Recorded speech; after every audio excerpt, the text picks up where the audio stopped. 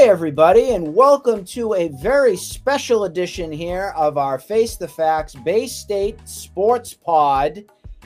Chatting everything for the most part today because there is so much going on with the Boston Celtics, the Boston Bruins, the Red Sox. We really don't have much to cover on the Patriots because the Patriots didn't really have anything. But wow, what a day today to be a fan of the Bruins, the Celtics.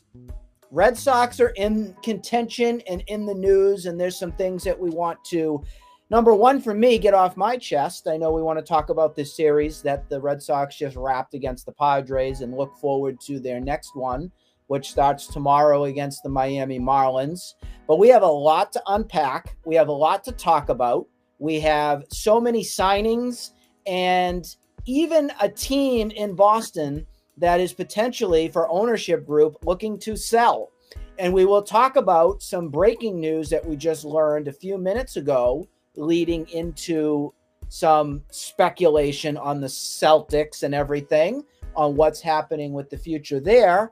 But before we get deep diving into this lovely swimming pool of fun, let's first of all welcome in Mr. Pat, Mr. Brendan. We hope we brought our voices here tonight because we have tons to talk about. Welcome in, both of you guys. Thanks for having us again. We're back. A pleasure. Pleasure, Nick. Pat, you want to go first? Yeah, the Celtics. What a day. Not even the Celtics. What a day for Boston. I think it was a good day. I'd call it a good day. I think it's a great day. Today was a good thing. For the most part, there was a couple weird downsides, but we'll talk about that. Yep. Oh, Nick, huge day. I mean, Derek White gets the extension. Cornette, he gets signed yesterday. Big deal. Bring him back for another year. Rotational big man. Going to play a lot of minutes for America's The depth team. piece.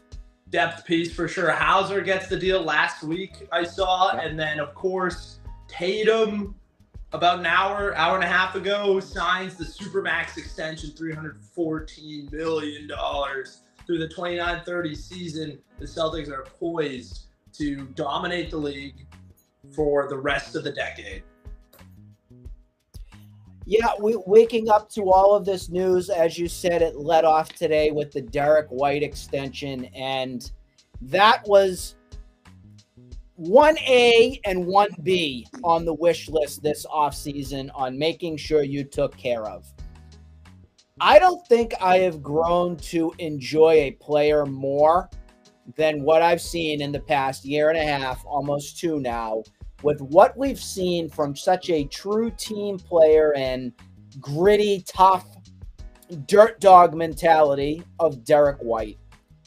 I've grown to be such a fan of his, just from everything that he brings to the team for the intangibles, on and off the court, makes a difference no matter what it is that's out there. I'm thrilled to see this move. I'm thrilled to see him be a part of this core for years to come. I mean, this was a big deal. 4 years, 125.6. You can round it up to 126 mil. Guys, I think this is a bargain. It is. He got less than OG Anunoby. There you go. I mean, if that doesn't put it in perspective, I don't know what does. On the same time where we just increased the salary cap. Exactly. He took a team-friendly deal to make this team continue to be good. I mean, continue with Derek White being Derek White. Good guy, wants the best for the team, plays the same way he manages his contracts. Love it. Definition of what you want in a Boston athlete. I mean, all the dirty things. Absolutely. All the little things. Hits open shots, no ego, does whatever he needs to do for the team. He could have been paid $200 million. He went for 128. He took a team-friendly deal to stay in this city. He has the Sam Adams deal. He's going to be big with them. He's a big contributor to the city and means a ton. He's the Julian Edelman of this run right now. That's a good great comparison. Brady, like Tatum. You got Gronk and Brown, and you got Edelman and White. I mean, I think he was a huge piece of that core and what they do. great comp. He belongs here, and he loves it. Take a bow, Brendan. What a statement. And that was a hell of a I love it. Good work there, That's dude. great. Excellent. Let This it is rip, around you know, the horn. I'm fire going to up. give you 20 points.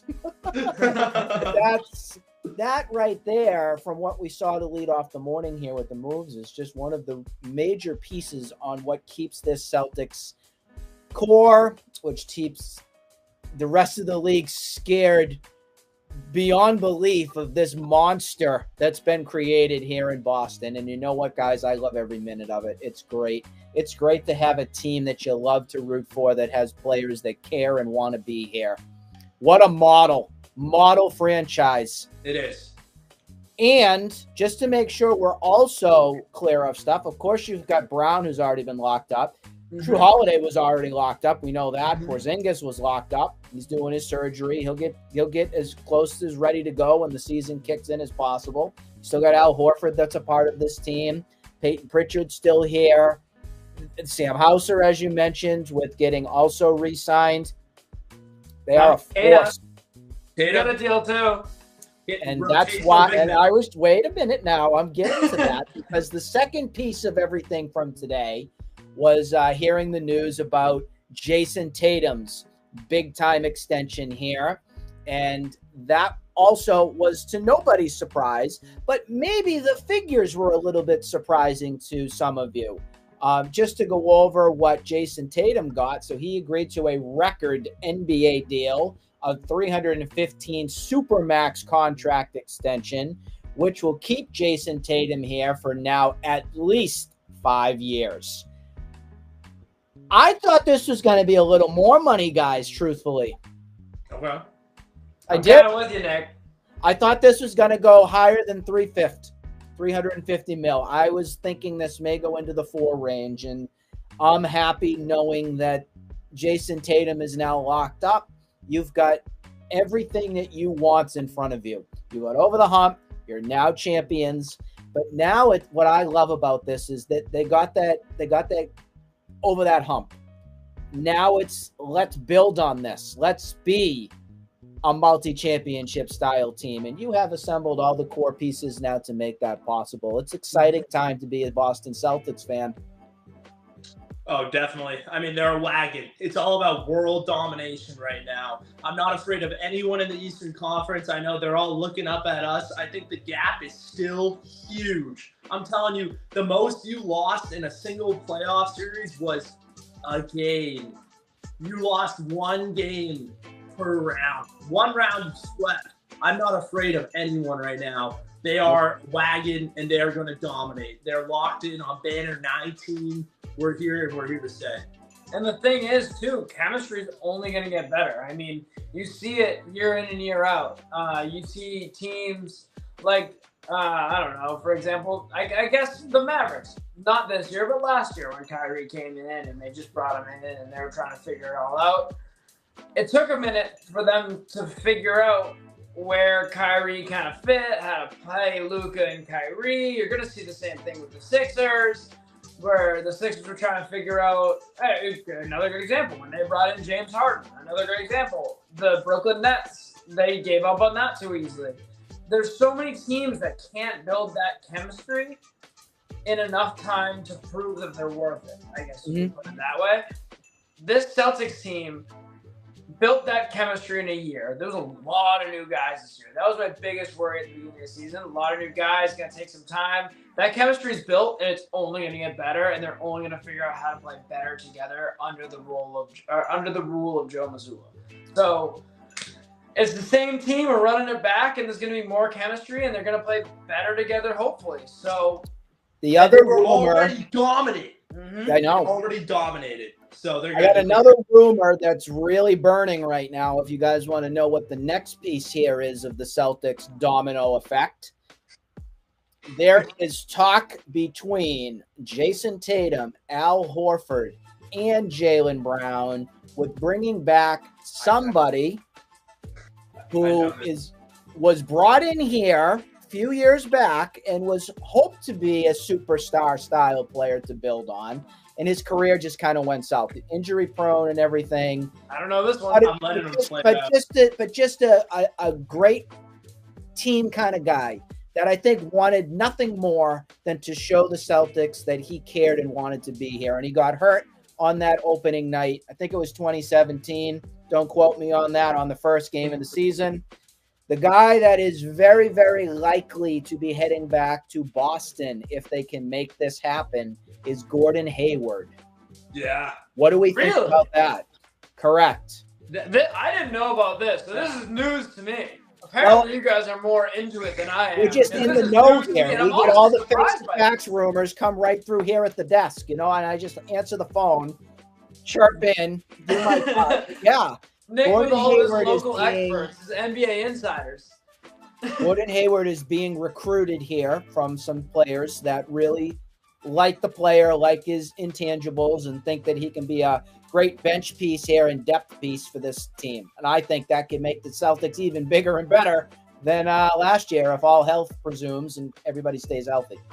So coming from someone who just heard this news right now, my first thought is we have zero money to spend. What are we paying the guy? Mm-hmm.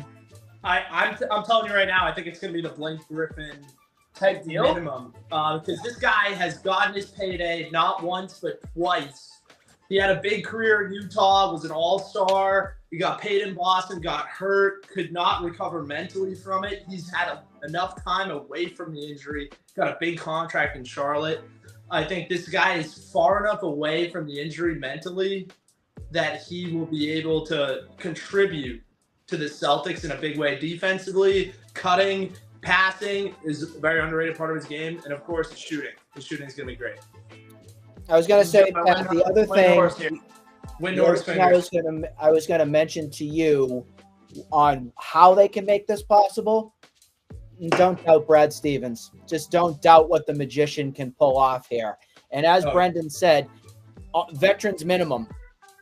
Veterans minimum. If you really want a championship and you want to get over the promised land and get to that next step, well, I think we're going to start to see players instead of, do I want to come to Boston? Oh, no, I really want to be here. And that's huge because the Celtics have built something that wants these players now want to come here to the city again. It's beautiful. I love it. Could this tie in, this is conspiracy, to the Klay Thompson trade? Because that's not finalized yet. Keep that in mind. This is all conspiracy, hence the win home. But what are you trying to say? That you want Klay Thompson here?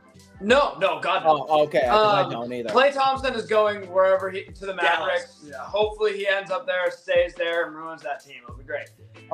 Very likely. But with his deal, you have to do a 3-year sign and trade. There's a lot of different things that need to go on there. The sign and trade thing is a weird contractual world, right? Charlotte didn't really give up anything besides a couple of picks for that, and I don't think you could do that. So I'm wondering if that's tied into it, or if Charlotte's like, our team stinks, let's blow it up and get rid of everybody. Is Gordon Hayward a free agent? That's what I was going to ask. I'm assuming that's the only way it works is if he's a free agent and he's chasing a ring. Let's double check this right now. You don't have any trade exceptions. You don't have. I think you have the MLE. I don't think you do anymore. I thought that expired. With the second apron? Yeah, I don't think they have that. MLE doesn't expire. I think you get a new one every year as long as you're not paying someone, and that doesn't go against your cap. I don't think. I don't think you have a mid-level salary though right now. You're like. But who's on it? You're deep. No, because you do. Every team is given one, I think. I don't know. I'm just speculating. I'm no NBA. We need Keith Smith. Is that his name? Yeah, we need Keith. We need Keith on the pod. As of right now, he is an unrestricted free agent. So they're going to get him on a minimum. He's unrestricted free agent is what I'm seeing. The only other team right now in the NBA that's been kind of lukewarm on him is OKC. That's the only other team that will be there. But again, Oklahoma traded for him. Do you want a championship? And I think that's the word he thing. looked at, is where's his better option to get a ring? Because, I mean, you got to keep in mind the Gordon Hayward of, 5 years ago? He was a perennial all-star, one of the best players in the NBA. he's kind of on the Al Horford train where the guy kind of just wants a ring. Yeah. And it's interesting that Al Horford did get dumped on OKC and never really played and never did anything. And that's where Hayward went to kind of go and kind of, sit and not really do much. Makes me wonder what Brad Stevens could concoct here and make something happen. I'm always thinking. That's an interesting one. I like that. I like that conversation. We'll touch upon that in the next one for sure. Last up is that we did hear some unsettling news today regarding the ownership group here of the Celtics, in that Wink Grossbeck was looking to sell his stake in the Boston Celtics, which crushed the hearts of many of us earlier today hearing this, because that is the perennial organization and ownership group here in Boston right now. And it's unfathomable to even say that when you have, of course, right down the road in Foxborough, Mr. Kraft, and then you have that clown show at Fenway Park now of John Henry with their multi-championships and everything over there. It's unbelievable to still have to say that out of my mouth, but that's what it is. I mean, the perennial organization and ownership group here in the city of Boston right now is the Boston Celtics. So to hear this news was a shock, but at the same time, I've got to say, maybe I'm not that surprised considering how high the ceiling is for the Boston Celtics right now. It's very Mark Cuban-esque by Wink Grossbeck here. Let's talk about it. Yeah, I mean, he's turning a $360 million buy-in into a $5 billion sell, which is crazy money. And also, if he holds on to this team that he has, I'm not going to call it an asset, because that's what some people in Boston like to call these teams. I think a sports team is almost like a sports car. You want to use it, you want to ride it, you want to have a blast with it. It's more than just a commodity. And Wick understood that, and he built a team. They were never really in the tank. The worst they were the middling bridge Celtics that were like competing and rebuilding, and they showed how to do it, and they set a blueprint on how to become great again. It's tough to see. The best case scenario is a lateral level owner, someone that's just as good as Wick. It's only worse below Wick, because he really was one of the greatest owners, at least in my lifetime. I mean, I know Kraft brought a lot. I know Henry, before, when he was originally invested, brought a lot. Right now he's going through, he's been pretty bad. But I think there's only lateral and low from Wink Grossbeck. He's just one of the best owners we've ever had. And the way I look at it, oh, sorry, go ahead, Nick. No, I was going to just say, chime in. The way I look at it is, I just hope John Henry doesn't buy this team, but knowing how much Wink Grossbeck hates John Henry, and also something I just thought about too, I don't think John Henry can buy this team, because he's part of Fenway Sports Group, and you know who else is part of Fenway Sports Group? LeBron James. Yeah. That's a conflict of interest. You can't own a team when you're playing for a different one. So good job signing LeBron, John Henry, because now you can't buy the best team in Boston. I want to very slowly give everybody a visual on what would happen if John Henry bought the Boston Celtics. Are you guys ready? I love it. I love it. Exactly. It would be a plane crashing into the ground. It would be so bad. And like we were talking about, did you see how fast that went down? Mookie Betts situation. Did you see how fast that went down? Oh yeah, very quickly. It'll be even faster with him in charge. Mm-hmm. Oh yeah. I mean, we're talking about a guy that this payroll on the top four guys, their total contracts are $960 million. Like when they all finish, that's how much they're going to be owed. You're also paying $60 million in taxes every year just on the apron, never mind Massachusetts taxes. And you don't even own your own building. And you're the perennial team with 18 championships, as good as the Patriots, Bruins, and Red Sox are. They don't have the 18 banners that the Celtics do as the greatest franchise in history. they're gonna find a new owner. They're gonna have their own building. Hopefully, it'll be as convenient as TD Bank was. Maybe they'll buy it. Maybe I hope so. I hope so. That'd be wild. But like I don't know, they need their own spot. I doubt Jacob sells it. It's too convenient.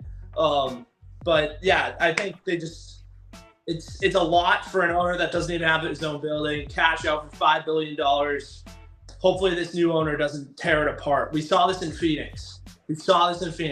They built up, they made the finals, sold, and then the owner just stripped the whole core away, got Kevin Durant, got Bradley Beal, and then they sucked. So that's but I think that's worst case scenario. I think the difference is that we don't need those guys. You already have them. They're all locked up too. You're buying a team that can already win you championship after championship after championship. You don't have to change anything. They've already proven that they can do it. You have Brad Stevens. You have Jason Tatum, Jaylen Brown, Derek White, Drew Holiday, Kristaps Porzingis, Luke Cornett, the most important piece of all of them.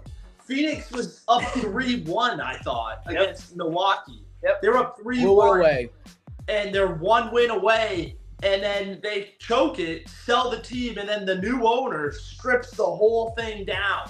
So that would be brutal. That's worst case scenario. Praying it doesn't happen. Wick is going to be here till 2028, I think. So, like, we still have a window where we win 3 more banners. And then we'll see what the new owner does with the core that is left behind. Mm-hmm.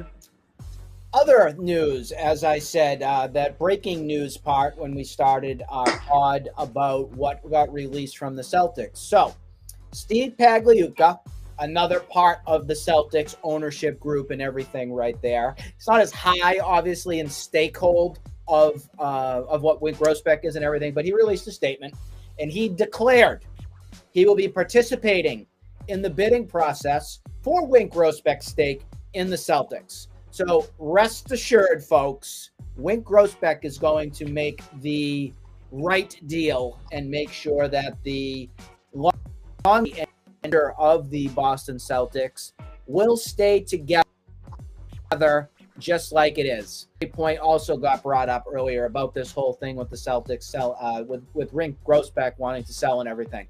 Why would we be seeing all this money and stuff being done today with the Derek White extension, Jaylen Brown's contract extension, Jason Tatum's extension, and everything that went down?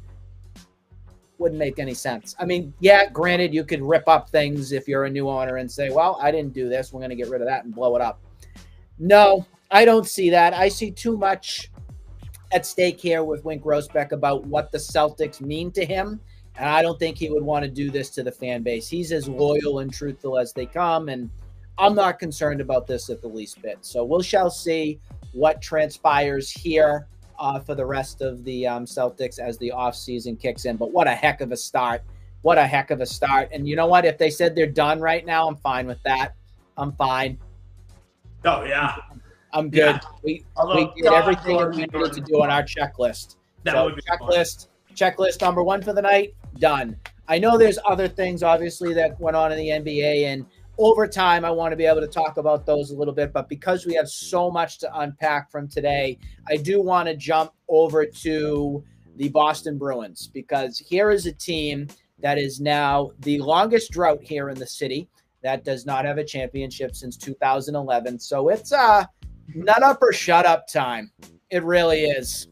Hard to tell you that, but you got to get it done, Bruins. You got to get it done. And I'm actually going to give Don Sweeney here some credit here today with what was done here early on in first day of free agency. So I want to highlight the first move of the day that was done, and that is bringing in forward center, huge on the wish list for the past 2 years. They've wanted him for a while, just couldn't make it happen. They got Elias Lindholm here, and I am thrilled about this move because, number one, you never got a chance to replace your Bergeron or Krejci. You never did. You struggled so bad this past season from winning puck draws and battles. And by having somebody in here who has been even in contention with the Selke Award for being just an outstanding finisher and getting the job done is is something I'm thrilled about. Came from Calgary and also was a part of the Vancouver Canucks this past season and everything. So on the Elias Lindholm front, just so we can talk a little bit about the dollars and all the figures that were mapped here. So top center in the NHL, he signed today a 7-year, $7.75 million deal here with the Boston Bruins. That was number one on the list. Then the Bruins also signed top defenseman Nikita Zadorov. Again, also was kind of playing a lot in the past couple seasons with Elias Lindholm and everything too. That deal ends up being a 6-year deal worth $5 million annually, so $30 million over the 6 years and everything for Zadorov.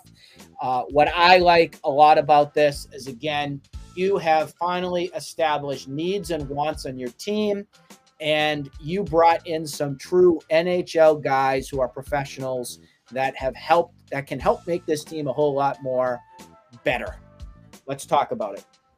Nick, I mean, you had freaking Geeky out there on the top line to win face-offs. You know, you couldn't win a single face-off throughout the playoffs. It was like Beecher and Geeky playing big minutes under center because Coyle couldn't do anything. Zaka was asleep the whole time. I'm so happy to push those guys down the depth a little bit.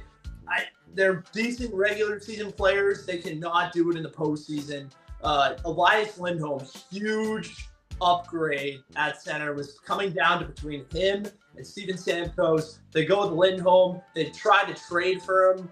They couldn't get it done. He knew they wanted him. He wanted to be here. Lindholm wanted to be in Boston, and he's here now. It was huge for them. He had a 40-goal year, and that 1 year where he got second place in the selfie was behind Patrice Bergeron himself. He is a younger Bergeron now, and he's a huge part of what they do defensively. He's going to help Pastrnak a lot. You need scoring. The Bruins need to score. They've been a really good defensive team, building the goaltending first and all that, but they were unable to score in the playoffs, and it really screwed them. So they need more shots on goal. They need more goals. They need to score more, and that's how they're going to win the cup. This is a big upgrade, a new team identity. Another big part about bringing these guys in is not only do you bring in everything Brennan just talked about, but one of the big things with keeping up with the Panthers, which apparently is our biggest kryptonite, and a lot of the rest of the league's biggest kryptonite because they've been going to the finals year after year and playing fantastic and winning, you bring in grit, and that's what we didn't have on this team. Both guys you brought in bring a little bit of grit, and then I'm gonna butcher his name, Zadorov. Just don't call him Big Z. We can't do that. I want to make sure that we come out and Big Z. It's crystal clear. That is Zdeno Chara. That name has been taken. You can call him All Z. I don't know, but you cannot call this guy Big Z. You can't do that. That is not fair to Zdeno Chara.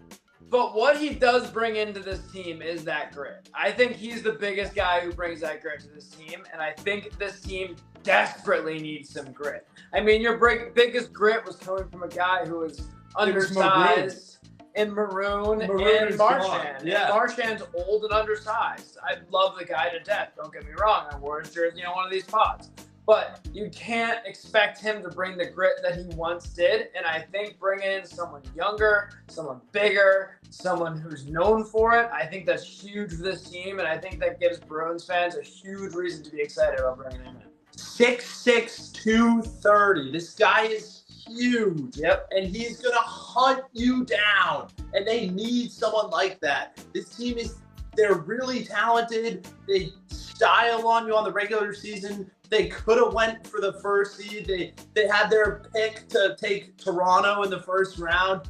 They are very flashy and finesse. They were soft. They were so soft. And once they felt a little bit of toughness, they would crumble. But right now, they got a lot more tough. This is what I've been screaming for the last 2 years. I know they were in Capitol Hill last year, but they've always been a soft team. It's time to fix that, get a little more tough. and try to bully a little bit more. This guy, Zorknov, is a freaking beast, and I'm glad they got him. He's hunting. We'll all work on our pronunciations of this guy. Yeah, we'll go to pronunciation school. We'll make class. sure we get it all done and everything like that. But what I also love about this move is you no longer have to deal with Matt Grzelcyk. He's gone. He's in Pittsburgh. Bye-bye. Bye, Matty.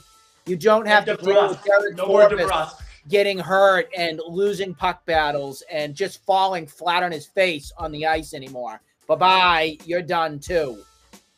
You got some great additions this season, obviously, with Mason Lohrei, and Parker Witherspoon was outstanding for what we got for contributions there. You also have some young guys, of course, coming in. I mean, one of which got hurt earlier in the season, which was Matt Putras. So I'm looking for a bigger, stronger, more physicality out of Putras to see what he does and everything this upcoming season. I know people are going to say, oh, that's too much money. That's ridiculous on what the Bruins did. I don't care. It's not my money. The Bruins went out and got better today. That's all that matters at the end of the day is you got better. Does this put them over the top? That's to be determined here. But I will say, as a fan, I feel a lot better with the direction this team is heading right now than I did, obviously, in Cap Jail offseason last year. And Joe Murray's going to say this in like an hour, but this team went to Game 6 against the Stanley Cup champion. And the year before, they went 7 against the Eastern Conference champion. So they are not as far away as everyone thinks. They upgraded where they needed to, and they are right there. I'm telling you right now. I mean, they went undefeated against Florida in the regular season. They're going to have their number in the playoffs. It's going to be an exciting year for Bruins hockey. I think they have a real shot at the East and at the Cup. There were also some other kind of secondary moves that were also made today for the Bruins. They also signed Max Jones, Riley Toofley, and a host of other additions that either have a two-way deal where they could be playing in Providence or being up with the big club at any time. So a lot of depth signing that was there. I also can't leave this segment of talking about the Bruins by also saying that I am a big fan of the Bruins selection in the draft that happened last week, which was their first round pick. If you don't know his name yet, his name is Dean Letourneau. 6'7", physicality, great idea with the Bruins bringing this guy in. He's a center. He was their first round pick again. He has a big presence on the ice, 6'7", 214 pounds. He tallied an impressive 127 points on 61 goals, 66 assists in 56 games for St. Andrews College, which is a Canadian prep school last offseason. And he is going to, is it BC? It's one of the Boston teams this for college. I forget which one it is. But one of those teams he'll be there to develop.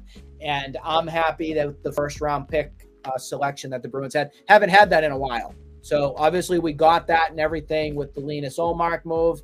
I still am not thrilled about what you got in return with this move. But at the end of the day, you did end up getting a first round pick. And, you know, if this Dean kid ends up being something, then you know what? You dealt one of your, in a way, kind of secondary goalies, because what you also need to figure out this offseason, and Don Sweeney has said it's a priority and they're going to make sure they get it done, is locking up Jeremy Swayman long term.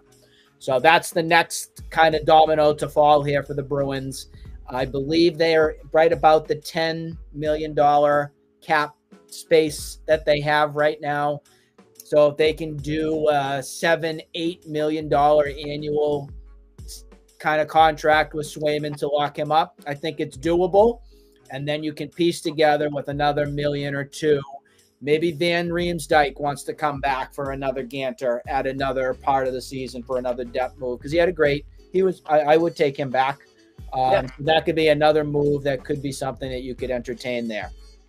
Once again, out DeBrusk, Dante Heinen out, Matt Grzelcyk out, Derek Forbort out, obviously Linus Ullmark out. I think that's the biggest pain one right there.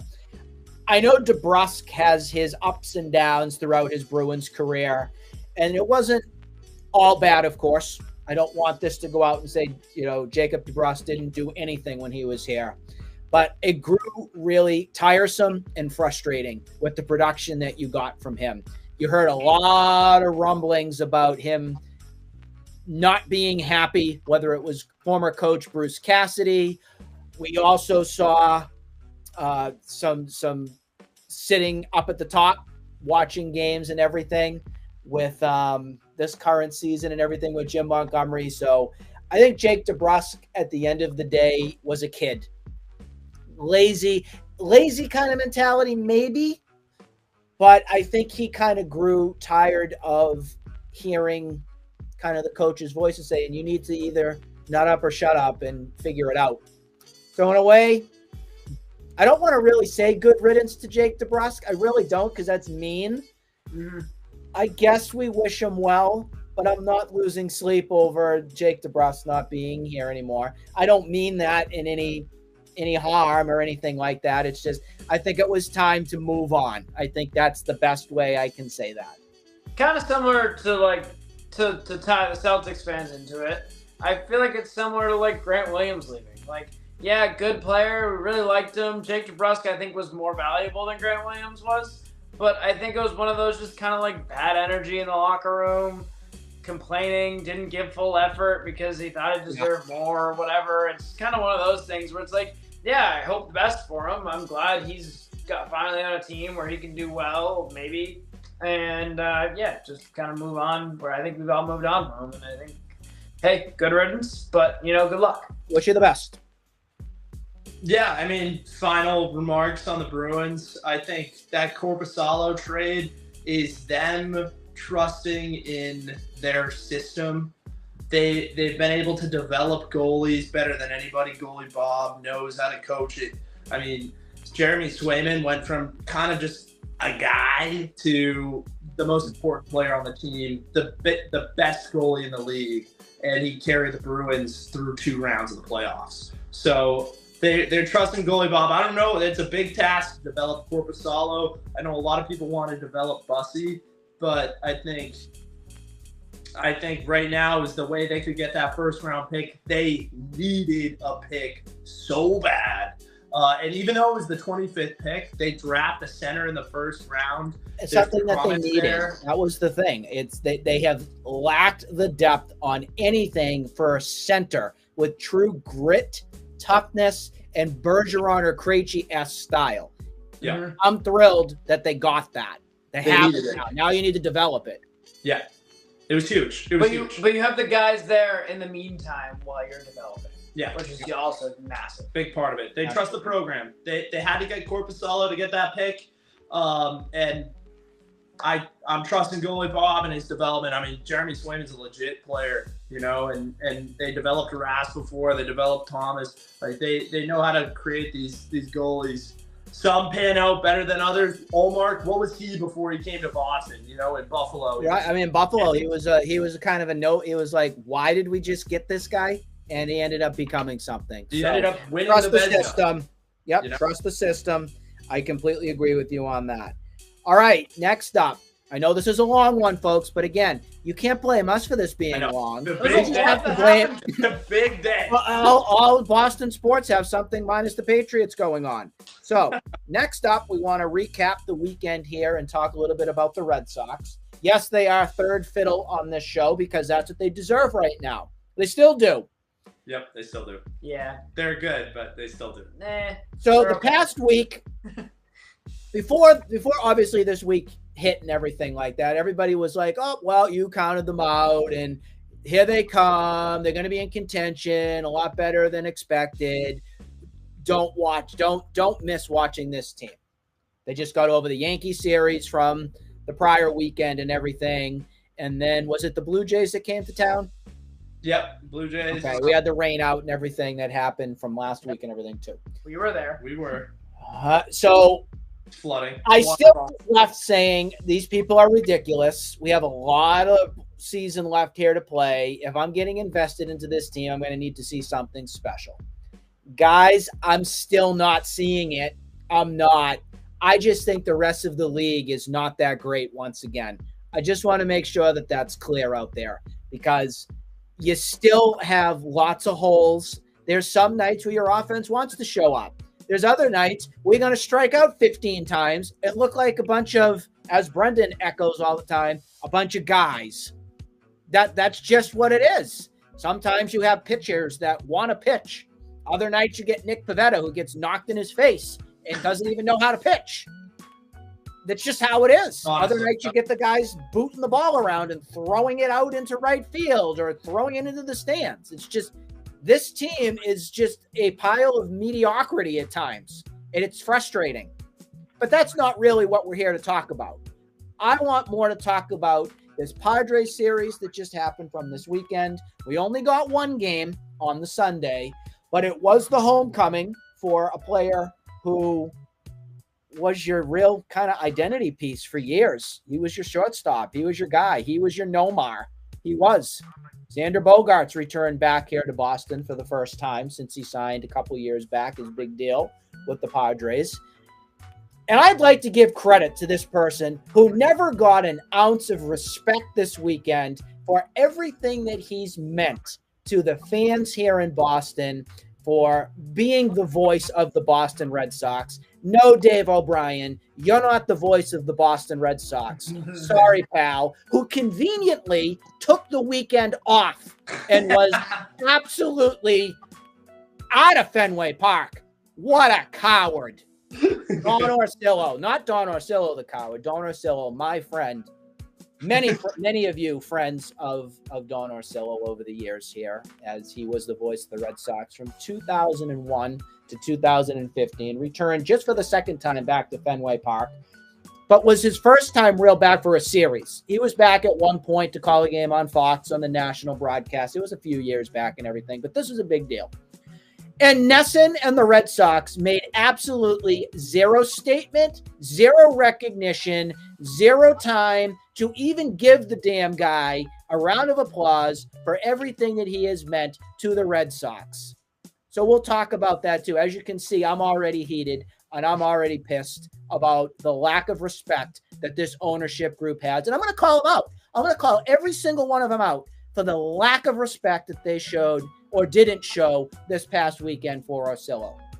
Nick, you're on a tear. Do you want to just run with that? We can start with that. No. We're going to go to Xander because Xander deserves his thing first. So, where are you guys in this camp? Are you kind of disappointed that Xander's still not here with the Red Sox? Look, that contract is the worst contract in baseball. Yeah. So I wanted Xander, not at that price. But the whole story is you could have got him at 130. You could have got him at 80. There were different opportunities. He wanted to be here. This is a guy that knew how to win, which we're talking about the Red Sox right now and how they look really good at times. They look like a pile of crap at times. And that's the team that has talent, and they're scraping it together with a lot of injuries. They're scraping it together, but they just don't really know how to win. I know you have Devers still, but he's not David Ortiz. David Ortiz. Thank you. David Say Ortiz. It again. He is not David Ortiz. David Ortiz needs to be a t-shirt. Was more than a bomb hitter, the greatest DH of all time, the most clutch batter of all time. He was more than all that. He was the leader of the clubhouse. And the team went by his step. And Rafi Devers, as good as he is, as he plays third base, and he fields it pretty well, a little better as we get. He hits the ball, he pounds it. He's not that leader that Ortiz was. Bogaerts was the guy that commanded the locker room, and the team went behind him. Instead, you replaced him with Trevor Story, perennial loser, always injured. I mean, it sucks. He's always hurt. It sucks. But if you took care of him earlier, you would have set up the pipeline for shortstop with Mayer. The team would still know how to win. You would be contending a lot more, and you still have that power right-handed bat that you miss right now. not only was David Ortiz the leader of the Red Sox at the time, but that guy was the leader of the city. Yeah, oh my God. Like, that guy, he has a street Absolutely. named 2013. Rafi's never going to get a street named after him. Yep. I mean, he's great. And don't get me wrong, I'm not hating on Rafael Devers. Great player. I don't think any of us are. Great player. Great player, awesome, so happy to have him in the city. But David Ortiz is a street named after him. And after the marathon bombing, what happened? He was the guy that came out and said, "This is our city." Blanking city, absolutely. I mean, and everyone rallied behind that. Yeah. All of Boston rallied behind a Dominican guy who was representing our city. That's awesome. That's so Boston. That's so what we stand for. That's what the Red Sox stand for. David Ortiz will never be matched. And you can't blame Rafi for not being that guy, because that's just who David Ortiz is. He's different. Yeah, that's his identity. His identity is so different than Rafael Devers. Rafael Devers is just a quiet kid who loves baseball and is really damn good at it. But he's not a leader. He's never going to be the leader that David Ortiz is, and I don't think anyone is ever going to be that leader. But you know what? We need someone close, and I think that's what Xander brought to the team, and I just think that's another reason why John Henry sucks, is because he didn't look into the future and say, we're going to need this because this is where the team's heading. Like Brad Stevens. Brad Stevens is the best GM I've seen in a long time. And he says, okay, in a couple of years, we're going to run into this, so let's start building this. They got Drew Holiday. Drew Holiday knew how to win. The Red Sox right now do not know how to win. They have a bunch of young kids. They have Devers, who is a proven winner, but he can't lead them to win. That's why at the deadline, I'm telling you, you buy at the deadline, find someone that can win. How many years have we been saying You don't even have to win the I World can't. Series. I'm going to mute you. I can't. Don't- I can't hear it, Brendan. I Don't can't. mute me. Because Don't it's mute me. not going to happen. Just don't listen for care. 1 second. They don't I know it's not going to happen. care. They not- want to lose. It's disgusting, this group. I want John Henry out of here. The experience that a guy like Jarren Duran and a guy like Tanner Houck would get in a playoff series would be huge for the next 2 years. 100%. Like Tanner Houck would develop into the guy. Jarren Duran is your franchise outfielder with Rafaela. They have just to make the playoffs would be huge for their development as you bring in the kids from Portland. That's the end of my rant. I'm even wondering to myself here if, I really like Jarren Duran. I think he's been the spark of this team and the igniter and getting everything started as your table setter and all that jazz. But I still question, guys, if he's here long term. And I don't know if you have looked at the depth chart for what's potential upcoming here from everything. But boy, oh boy, do we have a lot of left-handed hitters right now. And it's fine if you do. I mean, I've never seen a team stack everybody in their lineup who's lefty across the board. But there's going to be some sort of painful move that's coming soon that involves somebody who's left-handed and getting something in return. I just don't know who it's going to be, because right now we have tons of depth, it seems, in the outfield. I've heard Tyler O'Neill's name come up, saying that he could be somebody that could be parted with or something there. I don't look at that at all, because I feel like they need that right-handed bat. Right now, Yoshida, he needs to be driven to the airport, just flown back to Japan, because we're done. We're done. Yeah. We're done with this. Say your contract didn't work, because that's just complete useless right there. But thankfully, Rafaela, I mean, he's been a great player and everything and exceeded expectations so far this year, but you've seen him at shortstop. Is he your center fielder? We don't know that. We don't. Obviously, with Wilyer Abreu, there's another guy. He's left-handed. Jarren Duran, he's left-handed. It's a long list. Whether it's Emmanuel Valdez, if he's in the lineup, he's left-handed. Devers is left-handed. Reese McGuire, who's been absolutely horrid this year. I mean, he's left-handed. So Marcel Meyer, he's a lefty coming up. There's a lot of lefty, and I'm a lefty myself. I love it. But again, if you're looking long term here and what your lineup's going to be, it makes you wonder what the direction here is going to be. And I'm still waiting for that move that Craig Breslow potentially makes, because as of right now, I still, guys, I have to tell you, I don't trust this team. I don't trust the direction. I can't with this ownership group. And it's painful. It's painful that we have to go through this, because when you have lost the pulse of your entire fan base, you start to question everything that happens right there. And it's sad because there is talent. There is some talent that's there, but it's a matter of how you use that talent and build a winning product again. That's my fear. And I don't have the faith and the trust right now with Sam Kennedy, John Henry, Tom Werner, and the rest of the puppet land controlling the shots over there at Fenway Park. I don't. And I agree. But the one thing I will go against you on is I don't think it's going to be Jared Duran that's the guy that moves, because I hope you're right. Yeah, but here's my thought process, right? He's fast. He's fast. He's electric. He's fun to watch. What is this team missing? Never mind the fast and electric. We just need someone who's something to watch. People love watching him.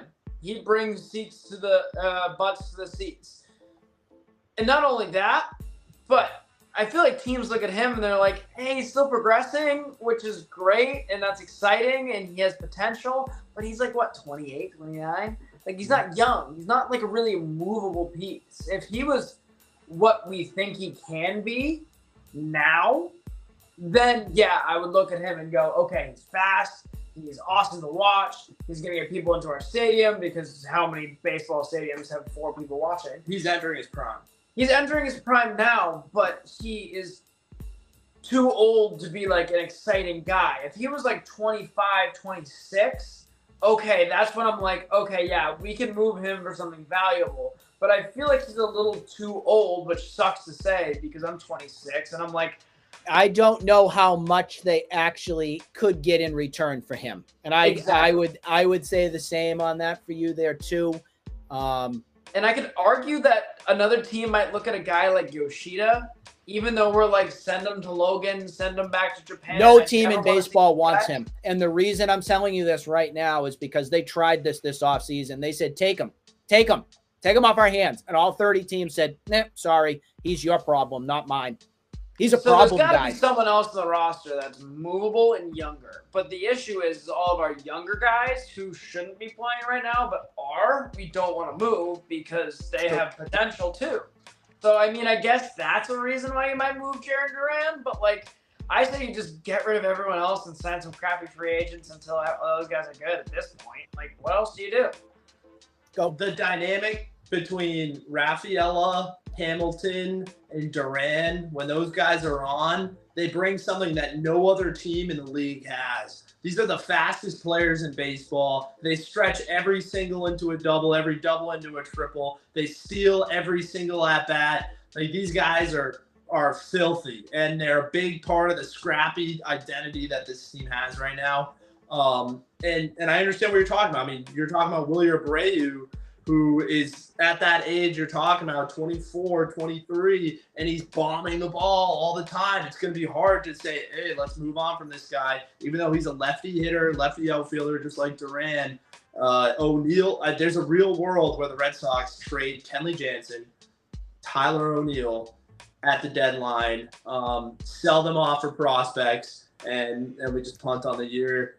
And that's what happened. You'd punt. And right now, just how standings and everything look, you're a game out of the wild card right now. You can't sell. You can't. There's no way. So you really can't get rid of Kenley Jansen as much as some people want to. You can't. And he's actually been pretty good this season. He's been good. I'm being honest here. He's been being good. And you lose another depth piece in your bullpen, which you need. I'm going to shift gears. I want to go back to the Orsillo stuff because this guy meant so much to not just me, but to so many people that listened and watched all these Red Sox games for years and years with Jerry Remy and everything in the booth. I am going to share my screen here because it is worth sharing screens. So I am going to read this statement that was given by Don Orsillo. Can you guys all see the screen? Yep. Yeah. So Don Orsillo is nothing but the epitome of class. He's a gentleman. He is somebody that did not deserve the treatment on what happened in 2015. To catch people up to speed, the Red Sox decided that they were not going to renew the contract for Orsillo because Weasel Boy Dave O'Brien, his deal was up with WEEI, who was the radio voice, and Tom Werner, who was in charge of all that kind of thing, said, oh, we'll just get rid of Don and we'll just put Dave O'Brien in the booth and everybody will forget about Don and move on. Well, we're in the year 2024, guys. It is still raw and still something that many fans like myself are beyond the point of being pissed off about on how the poor treatment of Orsillo went. And this is something that the ownership group has struggled with for many, many times. The outing of Terry Francona, the poor business decisions that have happened with deals of John Lester, Mookie Betts. Heck, even the Nomar deal was botched way back in the day. This group cannot do the right thing ever in their lifetime. And I want to read the statement that Don Orsillo gave to Sean McAdam of Mass Live. Sean McAdam, one of the more trusted reporters here in the city. Don Orsillo said, I believe when you're fired from a team, you lose your alliance to the team as far as caring whether they win or lose. That was part of the deal. If I'm out, so are they. I can't be a fan of somebody who's not a fan of me. You're going to like somebody who despises you or replaces you? ? I couldn't do that. My alliance here had to end, especially where I went to another franchise where I am invested. That fandom ended. Now, my love for the Bruins, Celtics, and Patriots has not changed. They didn't fire me. Boom. Holy shots fired. Yeah. Shots fired. And rightfully so by Don. Rightfully so. That piece that was done by McAdam is not getting enough play. This ownership group should not be able to breathe from that right there. I am so sick of them screwing up everything they touch. We have it so good, and then they just blow it up for the sake of blowing it up. It is horrible, horrible on what they've done to Don Orsillo. To not even give that man a round of applause this weekend for how much he meant to so many people. Hell, I went to school for broadcasting, and Don Orsillo was one of the main reasons why I wanted to be a broadcaster. And I wanted to do my talk show, and I wanted to talk sports. It was because of that man and Jerry Remy. I'm disgusted. I don't even have the words anymore to say how mad and frustrated I am. To the point, and I even said this to you guys off text, it is very hard for me to root for the Red Sox anymore. It really is. It is that bad, folks, on what your ownership group here in the city is. And the folks that continue to support those owners should look themselves in the mirror and understand right from wrong. Because that right there, morally, is sickening and disgusting. I mean, you were talking about Ben Remy. That chemistry was the best in the sport. That was Boston. Maybe the best in sports. Mm-hmm. Those two together were amazing. They made you feel like you were at the game. They were fans like you. They were fans like me. And they were a big part of the entertainment factor. That's what this is. It's entertainment. People love watching sports. Broadcasting is a big part of it. The voice behind the scenes. Dom was a good guy and an awesome man. And yeah, I mean, they didn't want to pay the price. Once again, they are the best at getting in their own way in that I've ever seen. You know, like you take a brand like the Red Sox, one of the biggest in the world, and you can just totally turn it downhill like the way they have. It's been tough to watch. Yeah. It really has. And I mean, like what he was saying, it's like, how do you get rid of a guy that's the voice of your franchise? I mean, Jerry Remy, terrible situation, you know, rest in peace. Rest in peace.